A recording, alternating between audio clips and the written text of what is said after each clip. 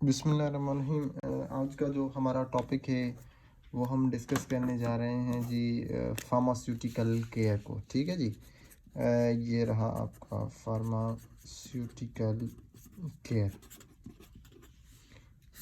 और उसके अलावा and it's essential essential components. अच्छा जी, अब इसका जो हम रीड लेंगे, जो हम इसका आज ओवरव्यू आपको बताएंगे, वो पूरे का पूरा जो होगा बिल्कुल ही कॉन्सेप्चुअली होगा और लॉजिकली होगा। ठीक, आपको बस समझने की चीज़ों को इवाल्यूएट करने की ज़रूरत होगी थोड़ी बहुत। उसके बाद आपको जो है ना सारी की सारी चीज़ें बहुत ही आसानी से समझ आ जाएंगी। अब मैं शुरू करता हूँ फार्मास्यूटिकल केयर से कि भाई ये फार्मास्यूटिकल केयर होती क्या है, ये क्या भला होती है। कि फार्मास्यूटिकल केयर बेसिकली ये पेशेंट सेंटर प्रैक्टिस है। क्या है ये? पेशेंट सेंटर्ड प्रैक्टिस है, या इसको हम यूँ भी कह सकते हैं कि ये फार्मासिस्ट की सर्विस है। तो क्या करता है ये फार्मासिस्ट सर्विस देके? In an order to minimise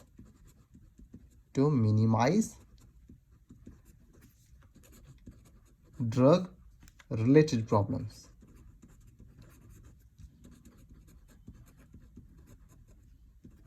मतलब क्या कि फार्मासिस्ट जब अपनी सर्विसेज दे के अपनी जो ड्रग रिलेटेड प्रॉब्लम्स होती हैं किसी भी पेशेंट को, वो मिनिमाइज करने की कोशिश करे, तो इसको हम कहते हैं फार्मास्यूटिकल केयर। या इस फार्मास्यूटिकल केयर को दूसरा नाम दिया जाता है।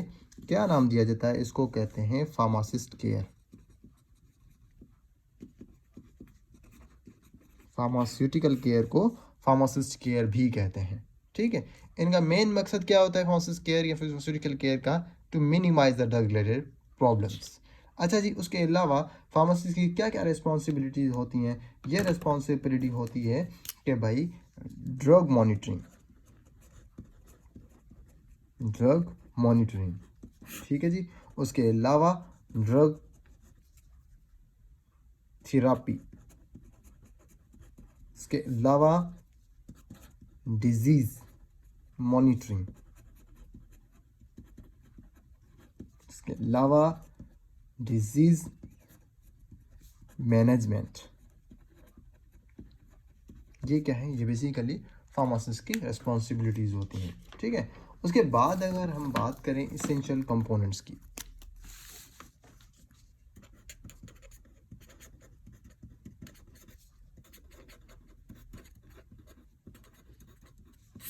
इसेंशियल कंपोनेंट में फर्स्ट ऑफ ऑल जो कंपोनेंट आता है वो होता है patient, pharmacist and patient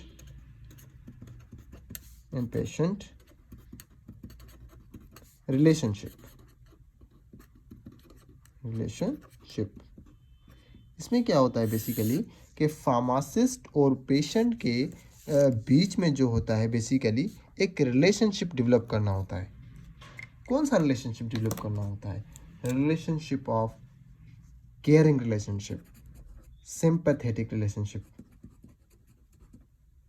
sympathy वाला रिलेशनशिप, केयरिंग वाला। ठीक है ना।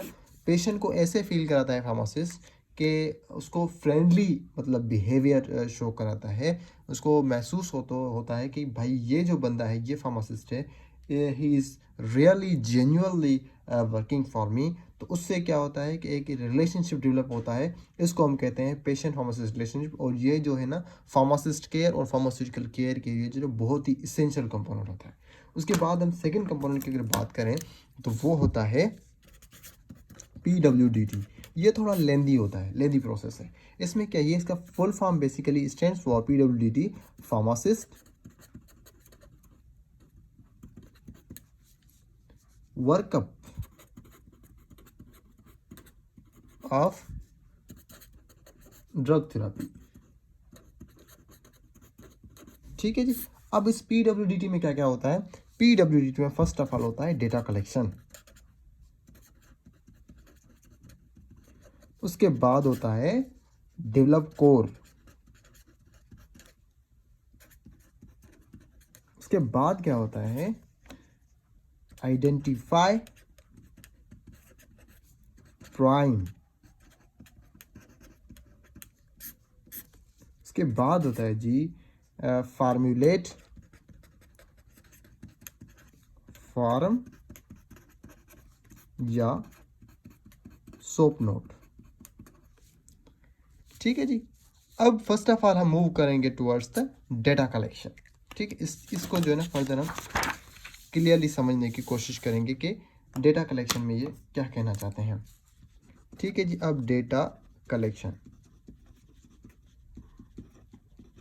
ये रहा हमारा दूसरा कंपोनेंट का first step, PWDT, pharmacist workup drug therapy. अब डेटा कलेक्शन में क्या होता है, बेसिकली पेशेंट की जो डेमोग्राफिक इंफॉर्मेशंस होती हैं, डेमोग्राफिक,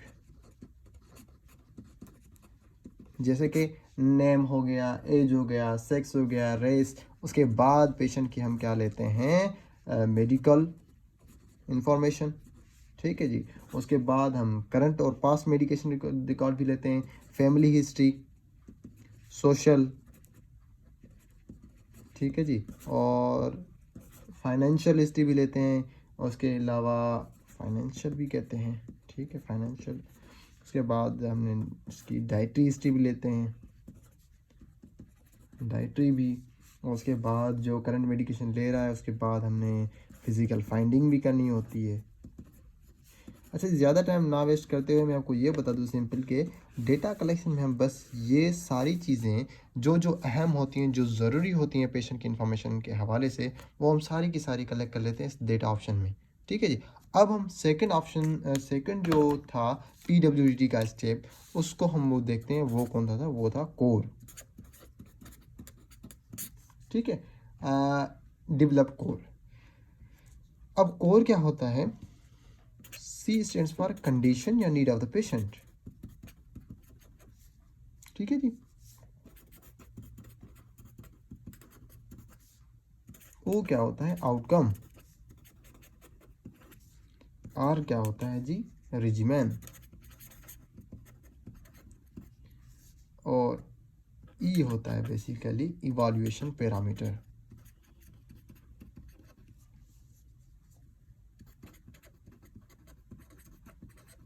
ठीक है जी।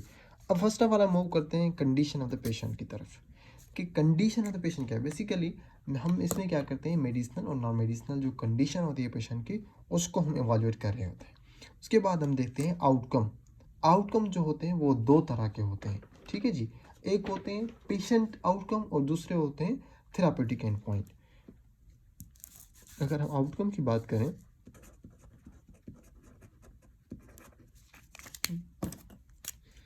आउटकम दो तरह के होते हैं। एक होते हैं पेशेंट और दूसरे होते हैं therapeutic and point.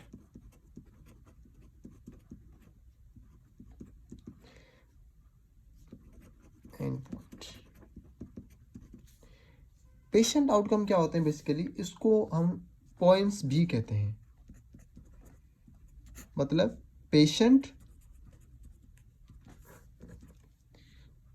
O means oriented,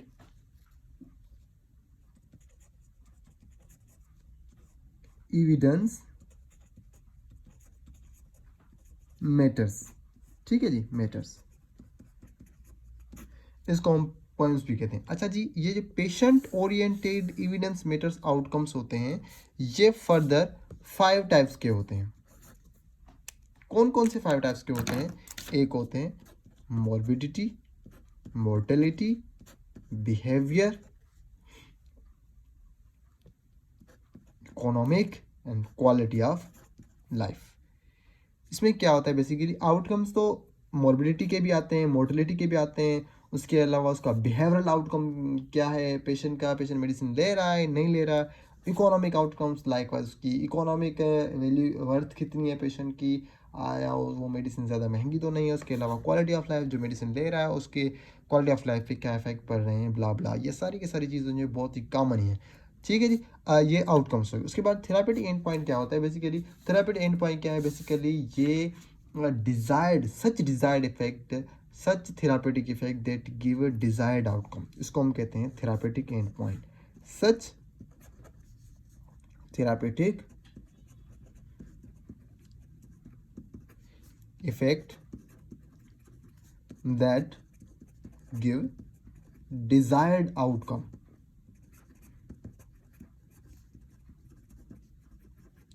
इसको हम कहते हैं थेरापेटिक एंड पॉइंट। ठीक है जी। अब ये तो आपको समझ आ गया कि पहले हमने स्टडी किया था कोर को।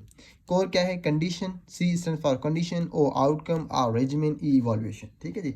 कंडीशन ऑफ पेशेंट क्या करता है? बेसिकली हम जो मेडिसिनल कंडीशन होती है उसके अलावा नॉन मेडिसिनल कंडीशन वो पेशेंट की हम देख लेते हैं। उसके बाद आउटकम पे बात करते हैं। तो आउटकम दो तरह के होते हैं, एक होते हैं पेशेंट आउटकम, दूसरे होते हैं therapeutic and point. Patient outcomes जो होते हैं उनको हम पॉइंट्स कहते हैं। पॉइंट्स क्या है? Patient evidence matters, patient oriented evidence matters. ठीक है जी। इसमें 5 तरह के आउटकम्स होते हैं: morbidity, mortality, behaviour, economy and quality of life. ठीक है जी। उसके बाद therapeutic and point. Therapeutic and points क्या होता है? सच से थेरापेटिक इफेक्ट होता है जो कि डिजायर्ड आउटकम देता है, उसको हम थेरापेटिक एंड पॉइंट कहते हैं। अब हम मूव करते हैं टुवर्ड्स द रेजिमेन। ठीक है जी। रेजिमेन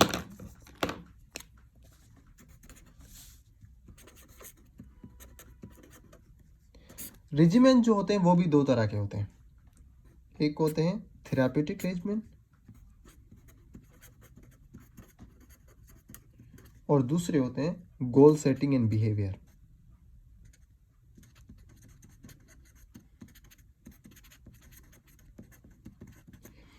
रेजिमेन बेसिकली होता क्या है? जो हम पेशेंट को जो शेड्यूल्ड ड्रग थेरापी देते हैं उसको हम रेजिमेन कहते हैं। अब वो दो तरह की होती है, एक होती है थेरापेटिक रेजिमेन और दूसरी होती है जी हमारी क्या, ये गोल सेटिंग एंड बिहेवियर। ठीक है जी। अब इसका मकसद क्या है इसको थोड़ा समझ लेते हैं कि थेरापेटिक जो रेजिमेन होती है उसमें दो तरह के रेजिमेंट्स होते हैं, एक होते हैं एग्जिस्टिंग एंड दूसरा इनिशियल। अब इसको समझ लेते हैं। अब रेजिमेन है ना, तो रेजिमेन में थेरापेटिक जो रेजिमेन है इसमें हम क्या करते हैं? इसमें हम क्या करते हैं कि पेशेंट की जो एग्जिस्टिंग थेरापी है, जो मौजूदा जो ड्रग ले रहा है, जो उसको थेरापी दी गई है किसी फिजिशियन के थ्रू, उसको हम एवेल्युएट करते हैं, उसको देखते हैं कि आया वो पेशेंट को फ़ायदा दे रही है या नहीं दे रही, उसके अकॉर्डिंग करेक्ट है या नहीं है। तो हम अगर वो हमें अप्रोप्रिएट लगती है, अगर हम समझते हैं कि हाँ ये सही है, तो उसको रिवाइज करवाते हैं, अदरवाइज हम उसको वहीं पे क्लोज करवा देते हैं। ठीक है जी। अब इनिशियल थेरापी में, इनिशियल रेजिमेंट में क्या करते हैं? इनिशियल रेजिमेंट में हमें सिलेक्ट करना होता है, सिलेक्ट बेस्ट ऑप्शन। ठीक है। हमने बहुत सारी ड्रग्स होती हैं, क्योंकि पेशेंट आया आपके पास, आपने उसकी सारी की सारी डिटेल आपको मिल गई है, डेटा कलेक्शन होके मिल गई है। ठीक है ना। उसके बाद आपने जो है उसकी कंडीशन भी देख ली है, उसके बाद आपने आउटकम्स भी देख लिया है, उसने क्या क्या खाया। उसके बाद आपने क्या करना होता है जी? रेजिमेन। अब रेजिमेन में आपने जो ड्रग सेलेक्ट करनी है, इनिशियल ऑप्शन, अब बहुत सारे आपके पास ऑप्शन होते हैं, आपने जो है बेस्ट वन जो है चॉइस करना होता है। अब वो जो बेस्ट वन की जो चॉइस होती है वो होती है, डिपेंड करती है फिजिकल, साइकोलॉजिकल, फाइनेंशियल, ठीक है, साइकोसोशल,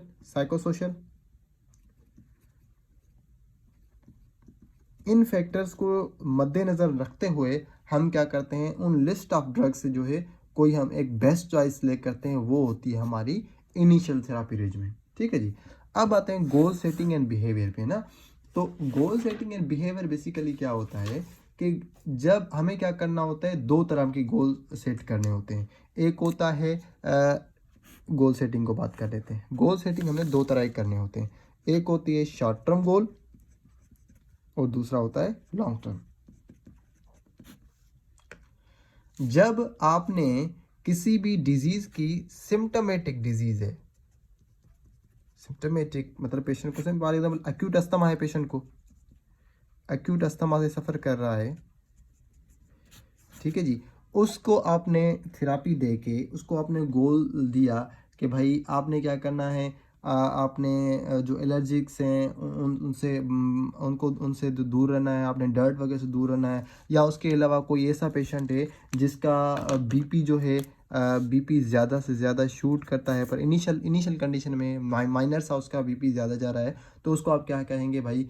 अपने डाइट, अपनी लाइफ स्टाइल, लाइफ स्टाइल को मेंटेन करें, तो ये थोड़ी थोड़ी उसके बाद माइनर सी जो होंगी मेडिसिन उसको दे देंगे।